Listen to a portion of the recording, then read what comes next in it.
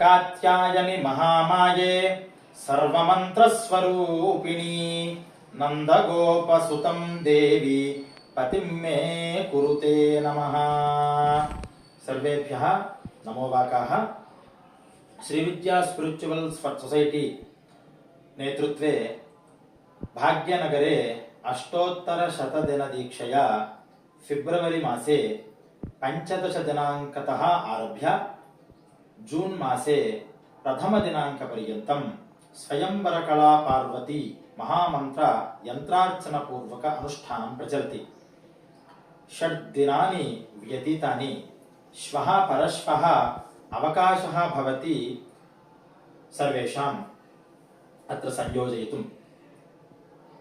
ये विवाहिताः तेषां तासां वैवाहिक जीवने सुखम् अनुभवार्थम् अविवाहितानां पुरुषाणां स्त्रीणां च शीघ्र विवाह प्राप्त्यर्थम् अनुकूल वधू वर प्राप्त्यर्थं च सत्सन्तान सिद्ध्यर्थं च अयम् अनुष्ठानः प्रचलति।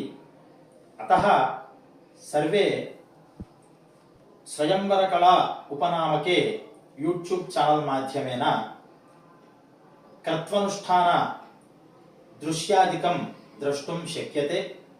अतः सब्स्क्राइब कुर्वन्तु। प्रतिदिनं देव्याः मूलमन्त्रस्य श्रवणार्थं तत्र दृश्यरूपकं प्राप्तुं शक्यन्ते सर्वे। श्वः परश्वः अवकाशः भवति। अतः परम् अवकाशः नास्ति। 100 दिनानि यावत् अत्र दीक्षया अनुष्ठानकर्म प्रचलति। अन्तिमे दिने जून प्रथम दिनाङ्के हवनं ब्राह्मणभोजनम् अपि प्रचलति। अतः सर्वेभ्यः सादरम् आह्वानम्।